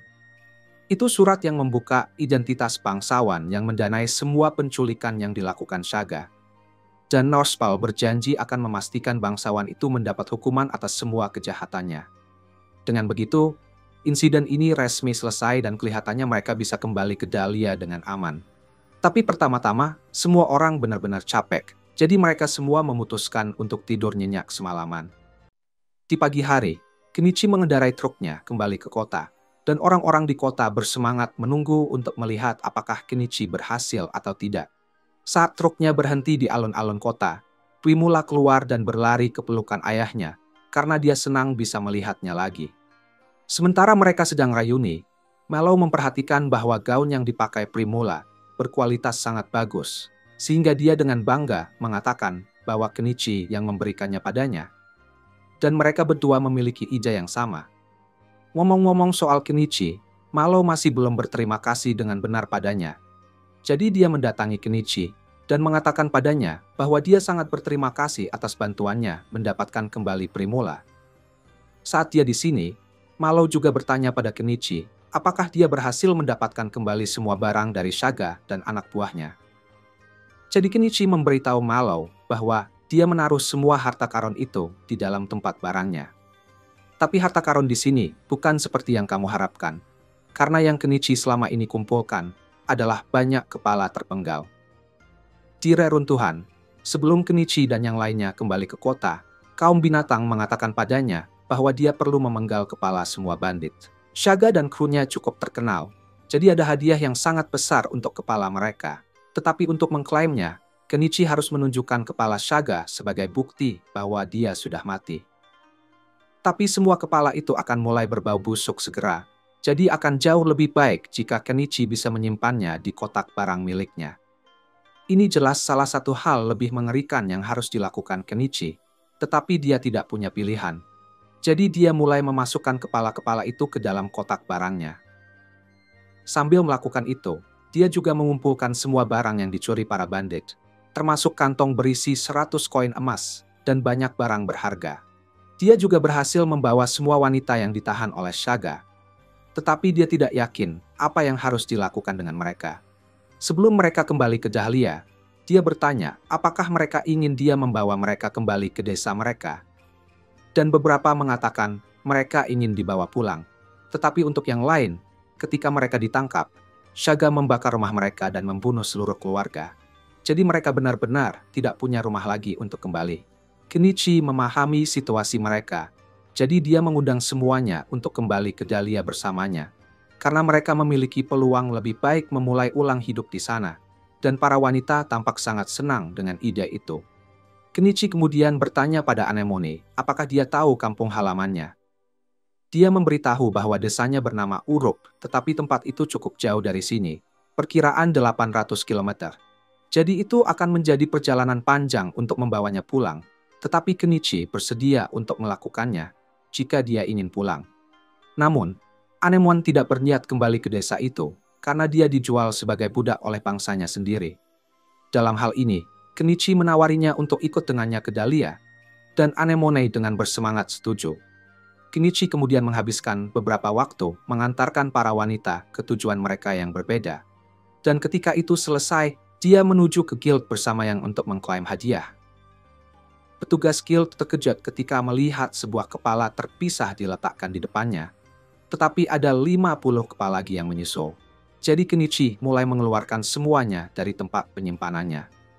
Staf guild punya banyak pekerjaan menunggu karena mereka perlu memeriksa setiap kepala. Dan sementara mereka melakukannya, Kenichi berdiri di pinggir untuk istirahat sejenak. Penyihir mendatangi Kenichi dan mengingatkannya bahwa dengan sihir pemanggilannya yang aneh dan kotak barangnya yang sangat besar, jika bangsawan manapun tahu tentang dirinya, hidupnya akan menjadi sangat ribet. Namun itu adalah alasan lebih lagi bagi Kenichi untuk mencoba tetap menjaga profil rendah. Ngomong-ngomong soal bangsawan, Norsepaul menghampiri Kenichi dan mengatakan padanya bahwa dia akan pergi bertemu dengan tuan lokal, Asklepios, untuk memberitahu dia tentang bangsawan korup yang diam-diam mendukung operasional kriminal Shaga. Jadi dia akan pergi sekarang. Malamnya, guild akhirnya selesai menghitung hadiah yang diterima. Jumlahnya sebesar 861 koin emas. Jadi Kenichi ingin membaginya secara rata di antara semua orang. Namun, Anama mengatakan dia tidak merasa layak mendapatkan bagian karena dia tidak melakukan apapun selama misi.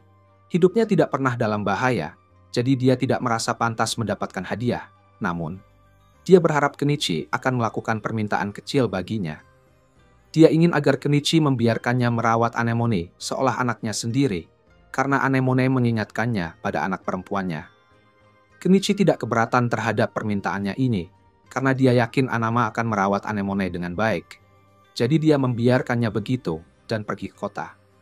Kenichi yakin Anama mempunyai niat baik ketika menawarkan untuk merawat Anemone.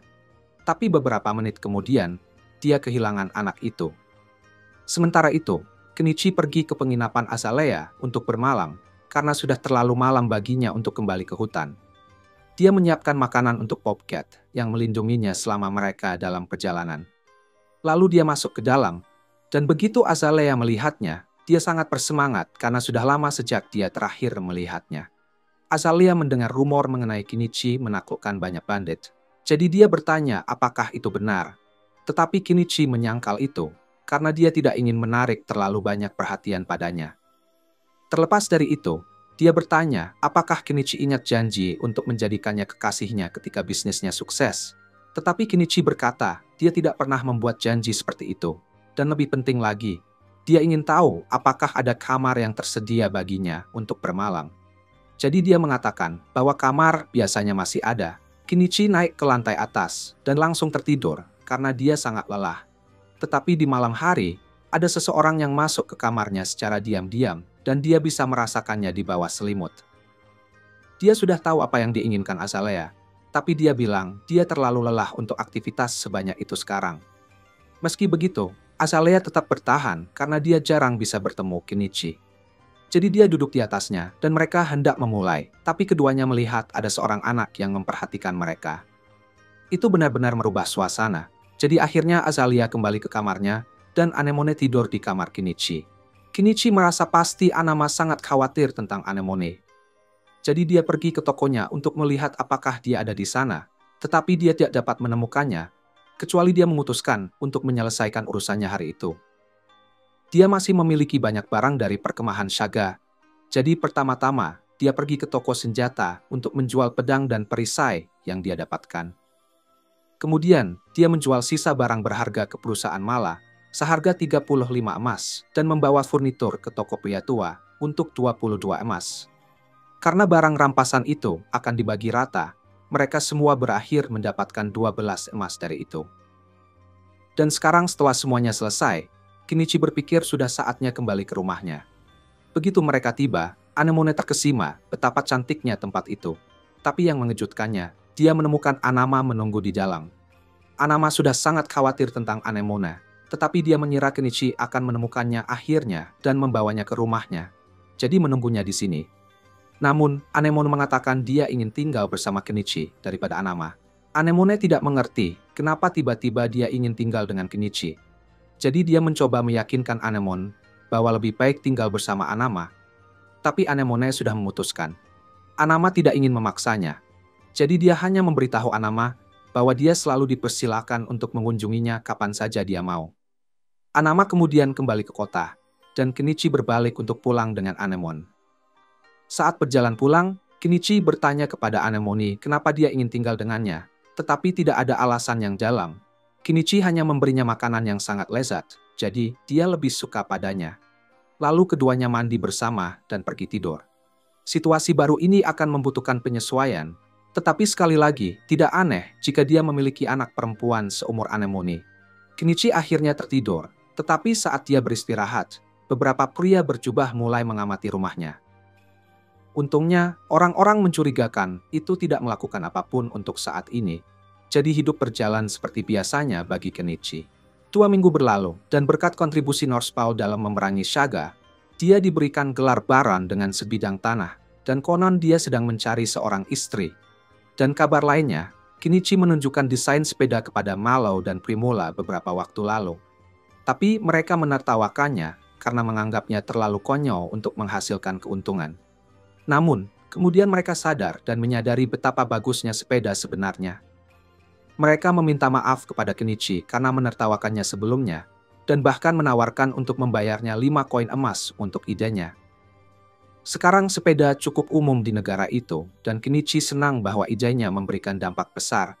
Tetapi dia masih merasa sedikit gelisah karena tidak bisa menghilangkan perasaan bahwa ada seseorang yang memperhatikannya. Dia mengabaikan perasaan itu untuk saat ini dan menuju ke guild agar dia bisa menerima bayaran akhir untuk hadiah. Dan begitu dia mendapatkan uangnya, Dia membagikan bagian untuk setiap orang, meskipun Anama mengatakan dia tidak mau diberi. Dia tetap memberinya sedikit uang. Anama tidak merasa pantas mendapatkannya, tetapi dia mengatakan dia akan menerima kebaikannya itu. Dan sebagai balasannya, dia kasih Anemone sebuah apel. Semuanya tampak berjalan lancar, tapi Kenichi tiba-tiba merasa seperti dia sedang diawasi lagi. Dan kali ini, dia yakin dia tidak menghayal karena melihat orang yang memata-matainya. Ini bisa jadi buruk, jadi dia menggenggam tangan Anemone dan mencoba keluar dari daerah itu. Tapi tak lama kemudian, dia menyadari dia diikuti oleh lebih banyak orang berpakaian jubah. Dia terdesak, jadi satu-satunya pilihan adalah lari ke dalam gang untuk menghindari mereka. Namun di ujung gang, dia menemukan dirinya diblokir oleh sebuah kereta. Orang-orang berjubah itu mengejarnya dan mengatakan bahwa bos mereka ingin bertemu dengannya dalam keadaan hidup. Jadi jika dia bekerja sama, mereka tidak perlu menyakitinya. Kenichi tidak punya banyak pilihan, jadi dia berpura-pura menuruti perintah mereka. Tetapi tepat sebelum mereka memasukkannya ke dalam kereta, dia mengeluarkan beberapa petasan dari penyimpanannya dan melemparkannya kepada orang-orang berjubah dan di dalam kereta juga. Ini memberikan cukup gangguan bagi dirinya dan Anemone untuk merangkak di bawah kereta.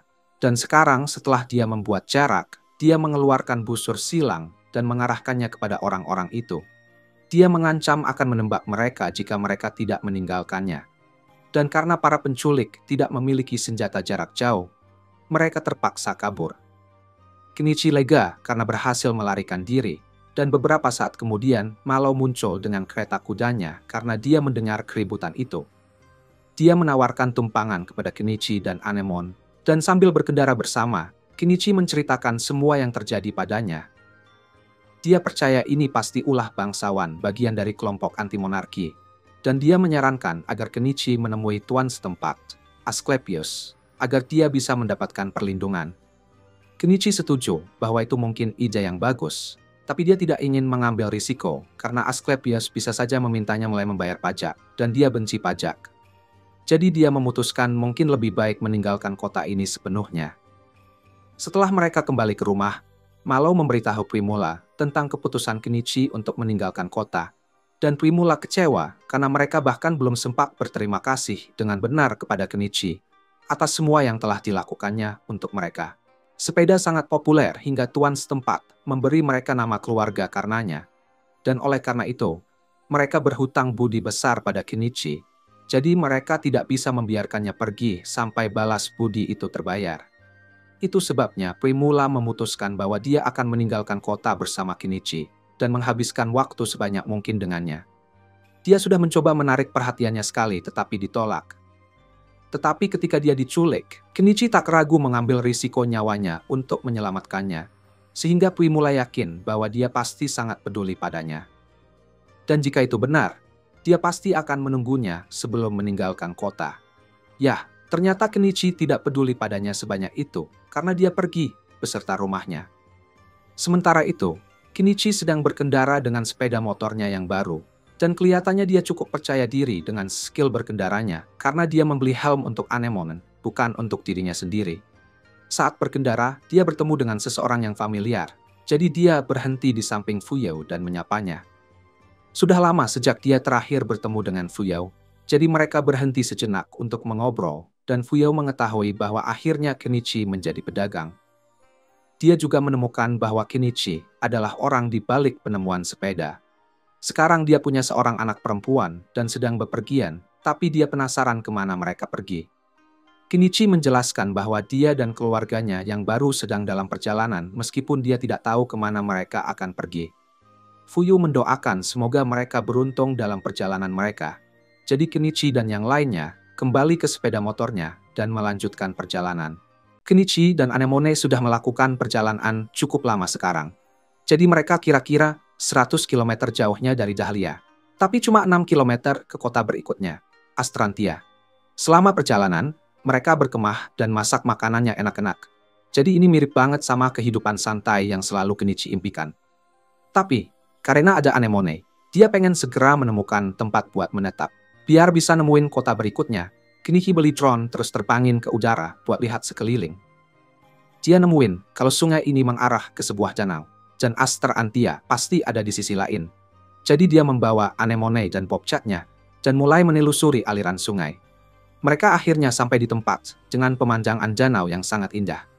Kenichi membiarkan anemone dan popcat bermain di air sebentar. Karena tempat ini terlihat bagus, dia memutuskan untuk membangun rumah barunya di sini. Setelah membersihkan banyak tanaman di sekitarnya, Kenichi mengeluarkan rumahnya dari kotak barangnya. Saat sedang mengatur semuanya, dia sadar kalau dia belum memberikan nama untuk popcatnya. Jadi dia berpikir sebentar untuk mencari nama yang cocok, dan akhirnya memilih nama Cell.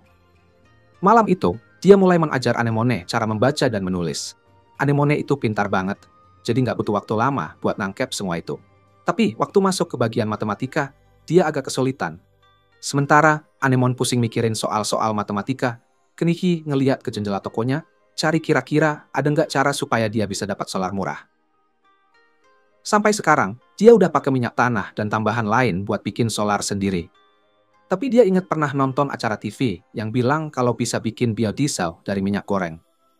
Cuma, dia nggak terlalu ngerti gimana caranya. Jadi dia mutusin buat beli beberapa buku tentang itu. Pas dia lagi baca-baca, Anemone selesai ngerjain PR-nya dan nanya ke Kenichi, boleh nggak dia ikut baca bareng. Kenichi bilang ke Anemone, kalau dia nggak akan bisa ngerti, karena buku itu ditulis dalam bahasa dari kampung halamannya. Tapi Anemone bilang dia pengen belajar bahasanya juga. Karena dia ingin banget belajar, Kenichi beliin buku anak-anak buat Anemone. Dan dia langsung mulai belajar. Setelah itu, Kenichi mulai bikin kamuflase untuk rumahnya, biar nggak terlalu mencolok. Pas dia lagi sibuk, dia dengar suara semak-semak yang bergerak-gerak. Dia jadi tegang, karena suara itu bisa aja berarti ada monster di dekat situ. Jadi dia siapin panahnya dan bersiap menyerang apapun yang mendekat. Tapi, ternyata sumber suaranya nggak berbahaya. Dia sangat sedih ketika Kenichi menghilang tanpa memberitahunya.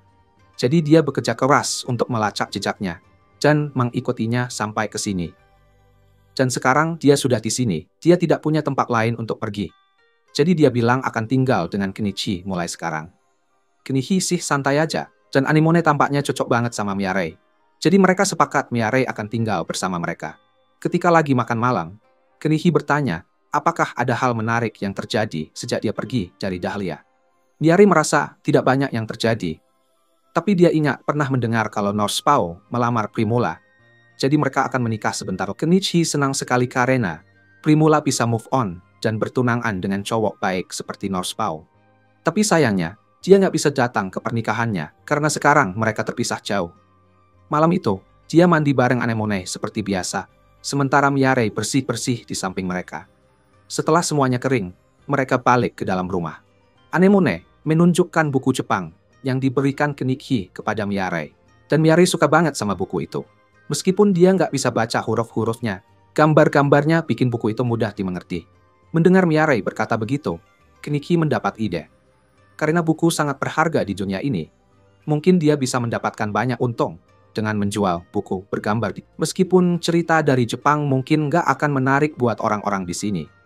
Jadi Kenichi nanya ke Anemone dan Miarei kalau mereka tahu cerita legenda lokal. Mereka langsung semangat banget dengar pertanyaan itu. Soalnya mereka tahu banyak cerita legenda lama. Tapi ada satu cerita yang bikin Kenichi tertarik banget, yaitu legenda tentang peri hutan. Kenichi ngerasa cerita itu keren banget. Jadi dia langsung sibuk bikin gambar ilustrasinya. Setelah selesai menggambar, dia beli mesin cetak tinta dan bikin salinan lebih banyak. Terus, dia kasih cua kopi pertama bukunya ke Miarei dan Anemone. Dan mereka suka banget saat mereka sedang melihat gambar. Kenichi melihat sebuah perahu mendekat. Dan ini bisa menjadi masalah. Jadi dia memberitahu para gadis untuk masuk dulu ke dalam. Ketika perahu itu semakin dekat ke pantai, Kenichi mengarahkan crossbow-nya ke arah orang-orang di atas perahu dan menanyakan kenapa mereka ada di sini. Orang itu meminta Kenichi untuk tenang, karena dia tidak berniat bikin masalah. Ia berasal dari desa Santanka, dan setelah melihat seseorang pindah ke seberang danau, mereka memutuskan untuk lebih dekat memastikan bahwa di sana tidak ada perampok. Mendengar itu, Kenichi sedikit tenang, lalu menurunkan crossbow-nya, dan menjelaskan bahwa dia adalah pedagang yang baru saja pindah ke. Pada saat itu, Vel datang menghampiri Kenichi, dan si manusia binatang terkejut karena biasanya Popcat tidak pernah dekat dengan manusia. Jadi, saat Kenichi bisa berteman dengan salah satunya, itu artinya dia orang baik. Crowton pun memutuskan untuk percaya pada manusia binatang itu dan mengenalkan dirinya kepada Kenichi, yang kemudian memperkenalkan diri juga. Kenichi memutuskan untuk menunjukkan rumahnya kepada Crowton dan Nyanyas, agar mereka yakin kalau dia tidak melakukan hal yang berbahaya. Semuanya terlihat cukup biasa. Jadi Crowton minta maaf karena sudah mengganggu dan bersiap untuk pergi.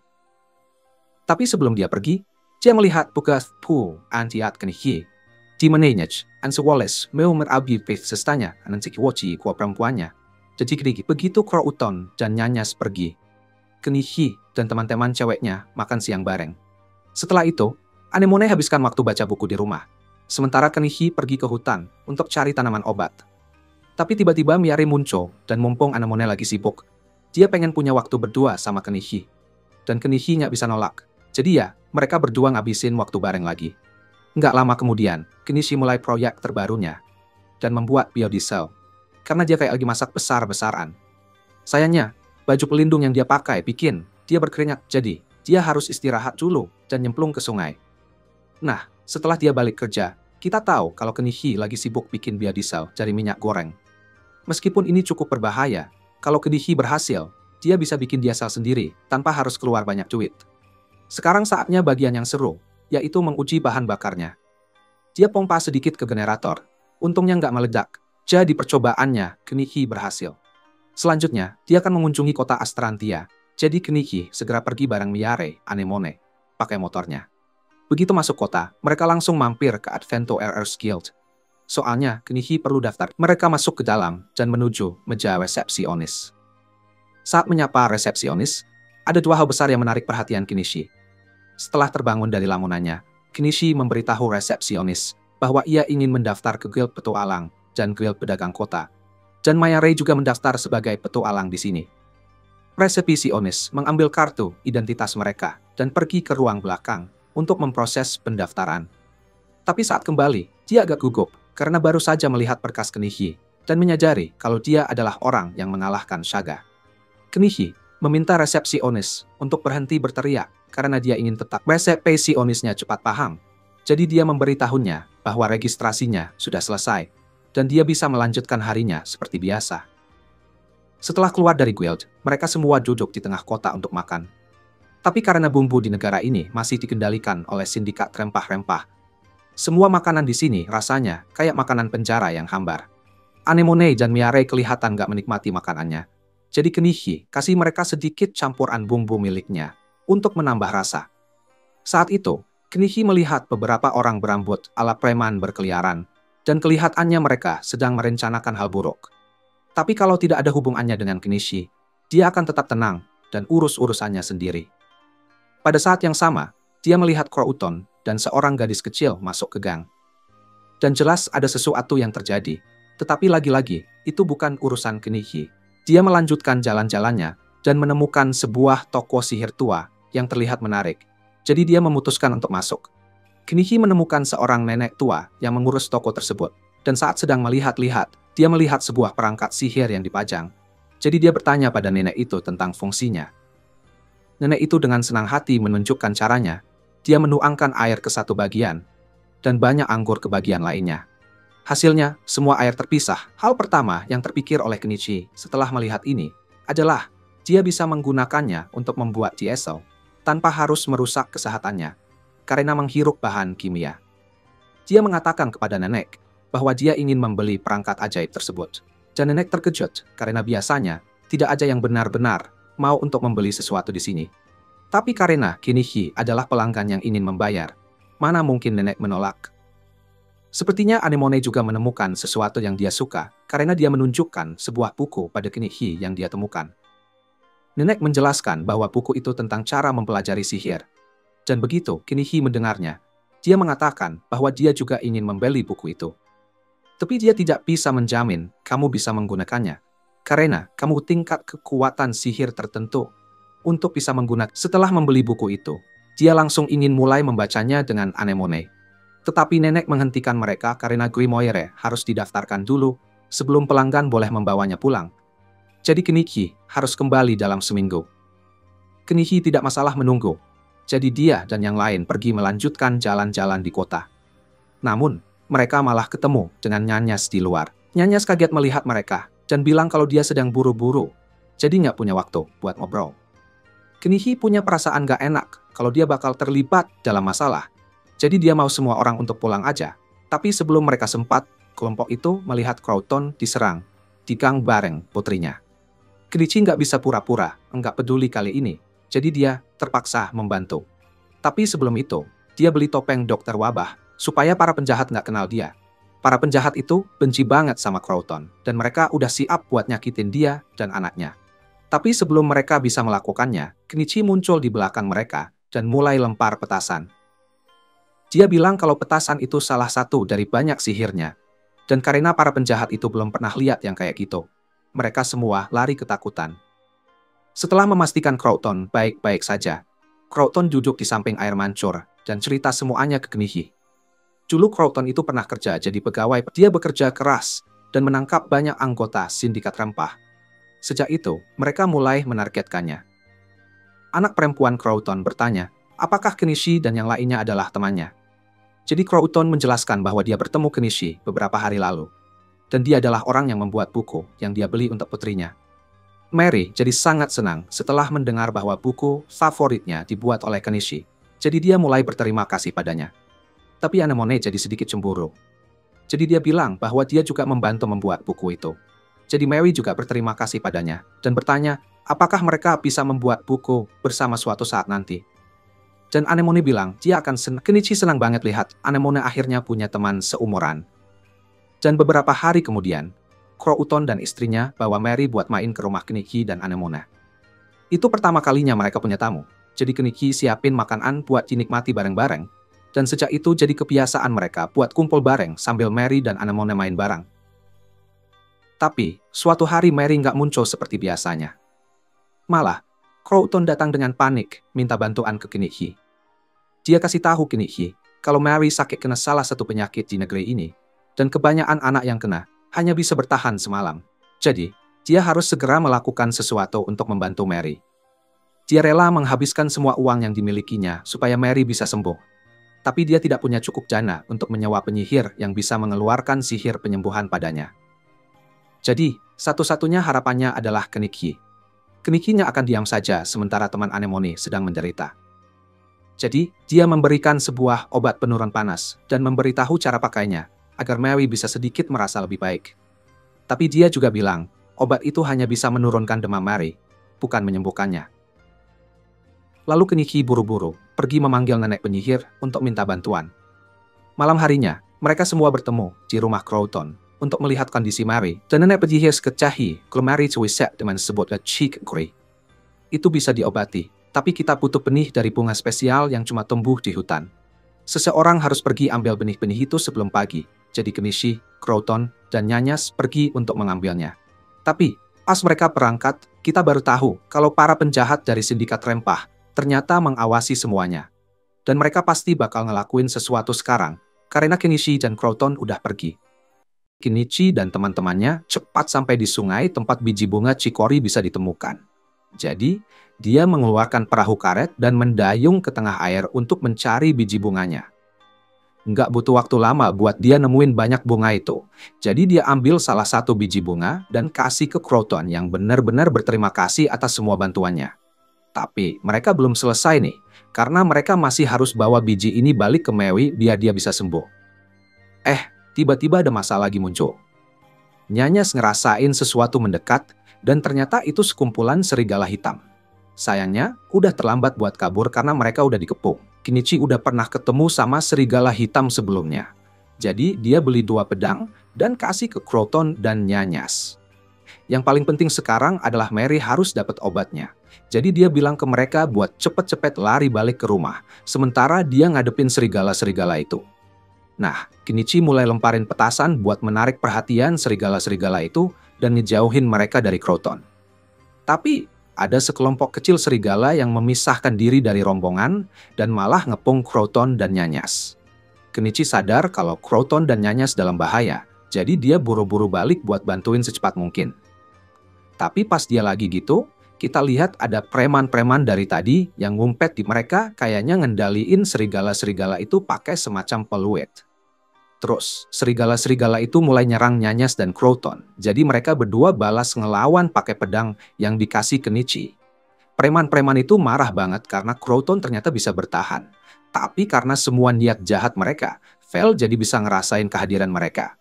Dan dia langsung aja ngejatuhin semua preman itu ke tanah. Vel lalu mulai nyerang si manusia anjing, bikin peluitnya jatuh. Dan pas peluit itu jatuh, semua serigala berhenti nyerang Croton. Kenichi ngeliat ini, dan langsung ngerti kalau sebenarnya preman-preman itu yang ngendaliin serigala selama ini. Dan sekarang si manusia anjing udah kehilangan mereka kayaknya ngendaliin serigala-serigala itu pakai semacam peluit. Terus, serigala-serigala itu mulai nyerang Nyanyas dan Croton. Jadi mereka berdua balas ngelawan pakai pedang yang dikasih Kenichi. Preman-preman itu marah banget karena Croton ternyata bisa bertahan. Tapi karena semua niat jahat mereka, Vel jadi bisa ngerasain kehadiran mereka. Dan dia langsung aja ngejatuhin semua preman itu ke tanah. Vel lalu mulai nyerang si manusia anjing, bikin peluitnya jatuh.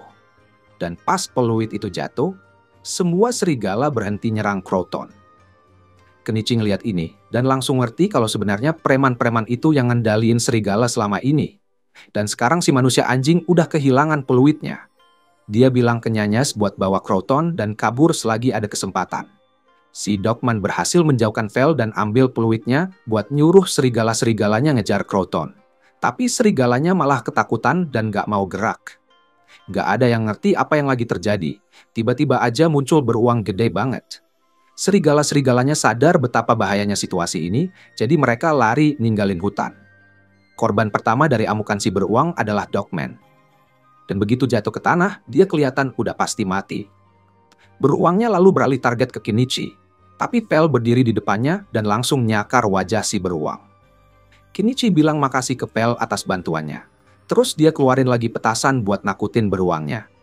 Kali ini jumlahnya 10 kali lipat lebih banyak dari biasanya. Jadi Kenichi yakin banget beruangnya bakal kabur. Tapi yang bikin kaget, beruangnya malah makan petasan itu. Dan jadinya ada ledakan besar di mulutnya. Sementara beruangnya masih pusing gara-gara petasan, Kenichi langsung ambil kesempatan buat keluarin ekskavator dan pukul beruangnya di muka, biar selesai urusannya. Setelah beruangnya mati, Kenichi masukin tubuh beruang itu ke dalam inventarisnya, juga alat beratnya. Dia senang banget bisa selamat dari pertarungan itu. Dia masih harus mikir mau ngapain sama si manusia anjing yang pingsan. Beberapa saat kemudian, Kenichi balik lagi ke rumah Croton buat ngecek Mary udah mendingan atau belum. Dan berkat obat yang dia bawa, Mary bakal sembuh total. Croton dan istrinya jadi benar-benar bersyukur sama Kenichi. Sebenarnya, Kenichi bukan tipe orang yang suka nolongin orang lain, tapi dia harus ngaku kalau bantu Mary bikin dia merasa baik. Pas itu, dia ingat kalau ada hal penting yang harus dibicarain sama Croton. Jadi, dia minta waktu sebentar buat ngobrol berdua. Mereka berdua keluar, dan Kenichi ngasih tahu Croton kalau dia berhasil bikin kesepakatan sama manusia anjing di hutan. Terus mengobati luka si manusia, dia membalut luka-luka si Dogman supaya dia nggak meninggal karena luka-lukanya. Dan sebagai gantinya, si Dogman janji dia nggak bakal nyakitin Croton atau keluarganya lagi. Si Dogman setuju dengan syarat itu, walaupun dia nggak bisa ngontrol anak buahnya yang lain. Soalnya banyak dari mereka yang dendam banget sama Croton. Jadi mereka pasti bakal terus ngejar dia. Tapi mungkin ceritanya bakal beda kalau Croton pergi dari kota ini. Kenichi bilang ke Croton kalau mungkin ide bagus buat ninggalin kota ini supaya nggak ada lagi yang ngejar dia atau keluarganya. Croton ngaku kalau pergi memang pilihan terbaik. Tapi dia bener-bener nggak tahu mau kemana. Dan dia nggak bisa pergi ke Adalia karena di sana juga ada sindikat rempah.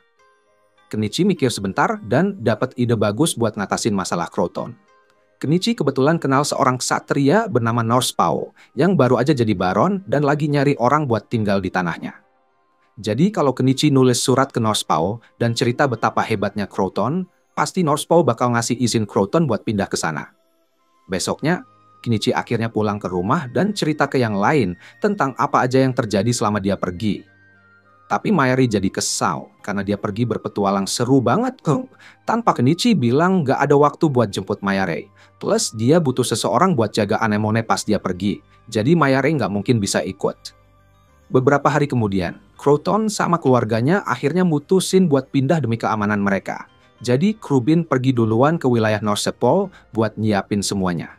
Sementara Mary dan ibunya masih nunggu karena Mary belum sepenuhnya sembuh. Pas Kenichi dan Mayare lagi jalan-jalan di luar, Mayare nyium bau darah, dan dia ngeliat ada manusia anjing di balik pohon.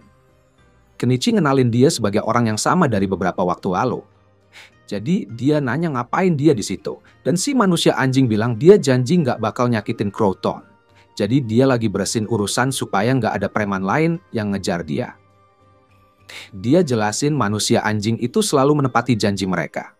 Tapi masalahnya, setelah kejadian berdarah yang dia buat, mereka nggak bisa tinggal di kota ini lagi. Jadi, dia juga harus pergi. Nah, kemudian hari itu, Kenichi pergi ke kota untuk menjual beruang yang dia bunuh ke guild. Orang yang bertugas membedah beruang itu kaget banget karena Kenichi berhasil ngalahin beruang bertaring sendirian, tapi Kenichi bilang dia cuma lagi beruntung aja. Pokoknya, dia pengen simpan daging dan batu sihir dari beruang itu buat dirinya sendiri, dan mau jual sisanya ke guild. Orang itu bilang dia ngerti, tapi karena beruangnya gede banget, bakal butuh waktu lama buat selesai ngebedanya. Jadi, dia minta Kenichi untuk balik lagi nanti sore. Kenichi sih santai aja nunggu sebentar, dan karena masih siang, dia mutusin buat pulang dulu dan nyelesain salah satu proyeknya. Tapi pas lagi jalan lewat toko, dia ngeliat muka yang familiar di dalam toko itu. Kayaknya cewek itu lagi nyari seseorang yang penting buat dia.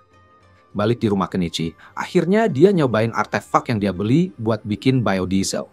Dan setelah serangkaian eksperimen kimia yang kalau kamu coba pasti bakal bikin rumahmu meledak, Kenichi akhirnya berhasil bikin yang dia yakin adalah diesel murni buat mesinnya. Nah, satu-satunya cara buat tahu itu beneran berhasil atau enggak adalah dengan ngecek di generatornya. Dan pas dia nyalain, generatornya nggak meledak. Jadi eksperimennya sukses. Dengan cara ini, dia bisa bikin 1 liter diesel cuma dengan 300 yen, dibandingkan 3.000 yen per liter yang dia habiskan sebelumnya. Jadi, barang itu benar-benar pembelian yang oke banget. Nah, setelah itu selesai, Kenichi ninggalin makanan buat Mayare dan Anemonen, karena dia mau balik ke kota buat ambil beberapa barang. Pertama-tama, dia mampir toko nenek tua buat ngecek apakah Grimoire udah siap, dan untungnya semua prosedur registrasinya udah selesai. Jadi Kenichi bisa ambil Grimoire-nya. Kenichi ngelihat buku itu dan dia kaget soalnya ada batu ajaib yang tertanam di sana. Terus si nenek jelasin kalau mantra yang ada di Grimoire itu terhubung sama batu ajaib itu. Jadi tanpa itu, mantra nggak bakal aktif. Kenichi nggak terlalu ngerti maksudnya. Tapi dia berencana untuk mencoba memahami soal sihir ini nanti. Berikutnya, dia menuju ke guild petualang buat ambil barang-barangnya. Dan pas dia sampai, semuanya udah rapi dan siap diambil. Jadi dia masukin ke penyimpanannya.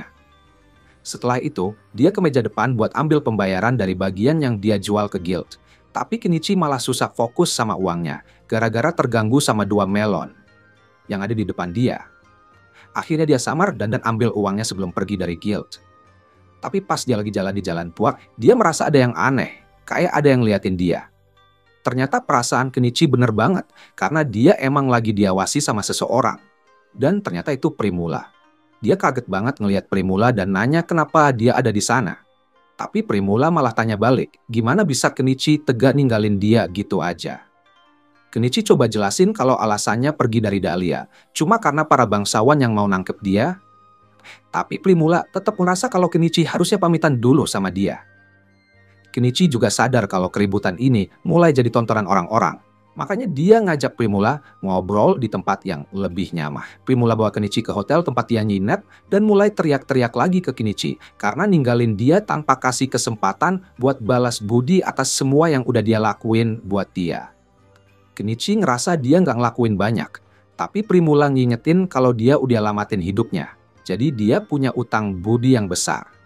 Kenichi mulai ngerasa nggak nyaman. Jadi dia ganti topik dan nyebut soal dia dengar rumor kalau Primula bakal nikah sama Norspau.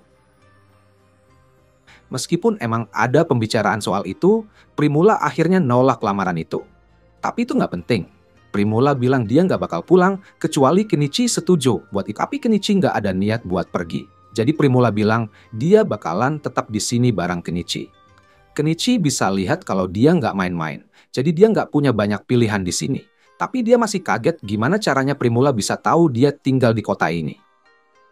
Primula jelasin kalau setelah Kenichi pergi, dia habisin setiap hari ngintip daftar guild buat lihat apakah nama Kenichi muncul di kota lain.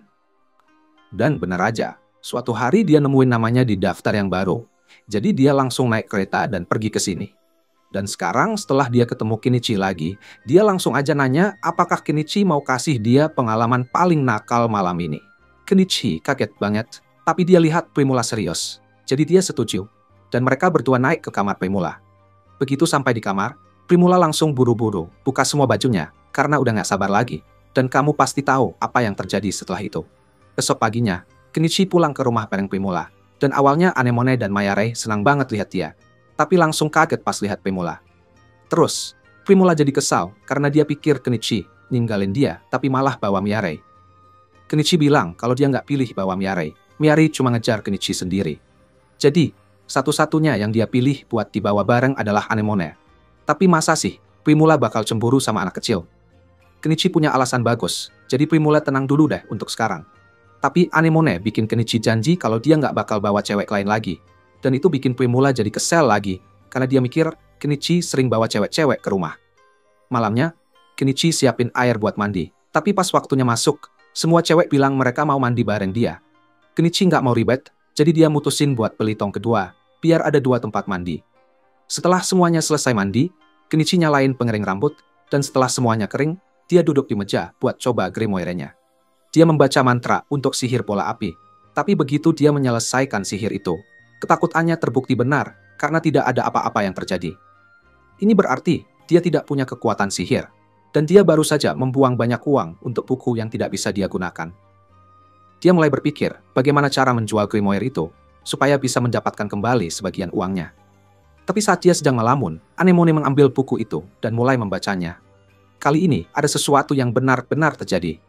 Sepertinya Anemone punya kekuatan sihir yang cukup besar, karena dia bisa melancarkan bola api dengan sempurna pada percobaan pertamanya. Sayangnya, mereka berada di dalam rumah kayu.